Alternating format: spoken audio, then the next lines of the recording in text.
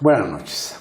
Quise hablar y le agradezco mucho su presencia aquí en el Asalto a la Razón con Juan Velázquez, abogado litigante a quien conozco hace pues quizás 40 años. Sí. Y porque este hombre, siendo civil, ha sido reconocido tanto por el Ejército de Tierra y Aire como por la Secretaría de Marina, con 4 condecoraciones, lo cual me llama mucho la atención, y se debe no solamente al conocimiento que tiene de las Fuerzas Armadas, sino a una relación, digamos, académica. Es catedrático en el ITAM también, Juan Velázquez, pero en el Colegio de Defensa Nacional y en el Centro de Estudios Superiores Navales. Entonces, por el conocimiento y porque el Ejército, las Fuerzas Armadas, Juan, han estado en la palestra en las últimas semanas a partir del Culiacanazo, y porque en este fin de semana el presidente Andrés Manuel López Obrador, no sé por qué, invocó algo que me parece impensable, que se expresa con las palabras golpe de Estado y también genocidio. Y pues quiero que me digas cuál es tu impresión de lo que está haciendo la relación entre las Fuerzas Armadas y su comandante en jefe. Carlos, como acabas de decir, el presidente de México es el comandante supremo de las Fuerzas Armadas. Y esas Fuerzas Armadas le tienen tal lealtad, le han tenido tal lealtad a su comandante supremo, el presidente de México, que eso de un golpe de Estado, y más en estas épocas, es absolutamente impensable. Es lo que yo creo. No es imposible, es impensable. En el 1968, cuando el movimiento estudiantil, cuando el 2 de octubre, cuando Tlatelolco, etcétera, autoridades de países extranjeros le propusieron al general secretario de la Defensa Nacional, el general Marcelino García Barragán, que se hiciera del poder. México no podía caer en manos del comunismo, porque en aquella época México estaba considerado para toda América Latina, por toda América Latina, como el coloso del norte, el hermano mayor.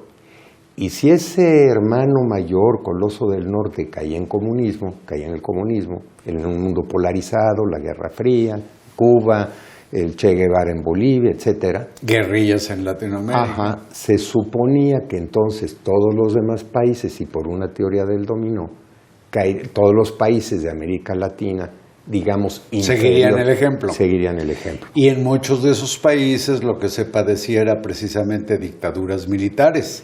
Eran verdaderos gorilatos. En todos los países de América Latina, menos en Costa Rica, que no tiene ejército, hubo golpes de Estado y dictaduras militares.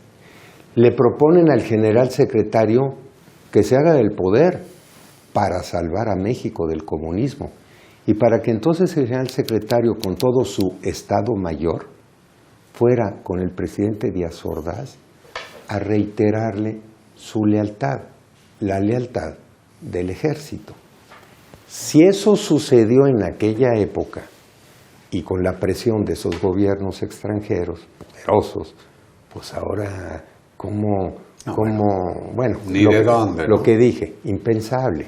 Y con el apoyo social que tiene el presidente, con una embajada estadounidense más bien complacida, por el trato que el presidente ha dado a su equivalente Donald Trump, siguiendo, por ejemplo, lo que a Trump le importa en cuestiones migratorias, pues no se vería por dónde, ¿no? Es decir, el capítulo que vivió México en el siglo pasado, a principios del siglo pasado, del golpe contra Madero, pues lo dieron más bien en el ejército traidor con Victoriano Huerta, o con el traidor Victoriano Huerta a la cabeza, y se cocinó en la embajada gringa. Sí. Aquí, ¿por dónde se vería eso? Y sobre todo, Madero tuvo en buena medida un apoyo social que no es nada comparado con el que tiene López Obrador. Sí, más bien, y el presidente lo reconoce, que Madero perdió todo el apoyo popular. Mira, México desde el primer día de su independencia, en 1821, hasta Porfirio Díaz, no tuvo un solo día de paz. Y era un México convulso. Que vivía en el atraso. Llega Porfirio Díaz a la presidencia de México y se reelige porque la Constitución mexicana permitía la reelección y la duración del presidente y de un vicepresidente cada 4 años. Cada 4 años había elecciones, el presidente reelegían al presidente y en fin. Y en 30 años lleva a México al concierto mundial. Cuando el centenario de la independencia de México, de todo el mundo vinieron a México a celebrar con México que era un país, por decirlo de alguna manera, en pleno desarrollo. Total, sucede la inconformidad para una nueva elección de Porfirio Díaz.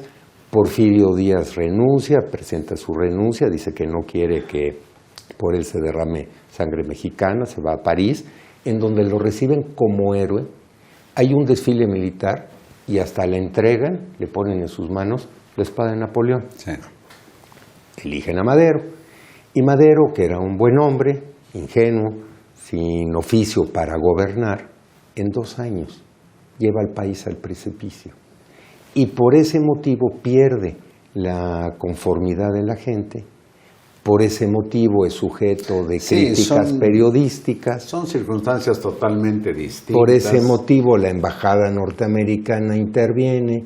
Nada tiene que ver eso que sucedió a principios del siglo pasado, en 1913, con lo que está sucediendo ahora. ¿A qué atribuyes que, pues sin que viniera a cuento, el presidente manda un tuit o varios tuits haciendo referencia precisamente a que es tal el apoyo social que no se permitirán aquí ni Huertas, ni Pinochetos, ni gente así? Mira, ¿a qué lo atribuyes? Pues por decirlo de alguna manera, a una ocurrencia más del señor presidente. Una ocurrencia más como, por ejemplo, aquella de su entrevista en La Jornada, al periódico La Jornada, me parece, diciendo que si por él fuera, pues las Fuerzas Armadas desaparecerían. Sí, qué cosa, siendo el comandante en jefe. Siendo el comandante. Y siendo ahora las Fuerzas Armadas uno de sus principales apoyos. Digo, además del voto popular. Carlos, te voy a decir, si no fuera por las Fuerzas Armadas, este país ya no sería lo que es. Bueno, si con las Fuerzas Armadas es lo que es, imagínate cómo estaríamos inmersos en un caos, en una ingobernabilidad, en un dominio de los grupos delincuenciales. Me sorprende mucho que el presidente también haya hecho referencia la semana pasada, y esta es una variante de la misma melodía que estamos conversando, a Gustavo Madero diciendo que con el maderismo se le quitó el bozal a la prensa, que luego lo mordió. Y luego el presidente al día siguiente dice, bueno, pues yo más bien respeto a la prensa y respeto hasta a los perros. Que yo pienso que los perros son ángeles disfrazados, hombre, pobrecitos perros. Pero parece que el presidente estuviera como irritable o no sé, no puedo entender por qué estos exabruptos. Mira, que además pues son inexactos. Es cierto que en México hubo una censura, es cierto que había un organismo gubernamental que era la PIPSA, que controlaba el papel. La venta de papel. Y la venta de papel, que pues se lo daba a los rotativos, en tanto las rotativas de los periódicos, donde se imprimían. Pero más que censura, había consecuencia al ejercicio de la libertad de expresión. Yo te quiero decir, voy a cumplir 52 años de reportero. Yo no conozco la censura en ninguno de los medios que he trabajado. Tienes razón. Pero bueno, es decir, no hay una supervisión previa de lo que voy a publicar. Pero sí había a veces alguna consecuencia negativa. Sí, cómo no. Ahí está el caso Excelsior, ahí está. Pero yo diría que por ejemplos como ese que acabas de mencionar, que sucedieron de cuando Excelsior, en aquellas épocas de Proceso y etcétera, cada vez fue habiendo una prensa más libre, más independiente, más atrevida, más valiente. Sí, ahora ya casi cualquier sujeto que se dice periodista puede decir cosas más atrevidas. Que cada vez pues se expresaba de una manera con mayor presencia. Sí, y eso pero el presidente lo dijo como si con él hubiera libertad de prensa. Ajá. Eso no es de ahorita. Eso se fue ganando. Y yo diría que a partir de, pues, bueno, hay que recordar cuando el señor presidente Fox, como en todo caso lo presentaban en los medios, después del señor presidente Fox, al señor presidente Calderón. Pero de Salinas, y de todo, Cedillo. Juan, si te parece bien, vamos a retomar la parte que conoces de las Fuerzas Armadas, si aguantas aquí para otra emisión, ¿sí? Claro. Mañana no se pierda la continuación de este tema.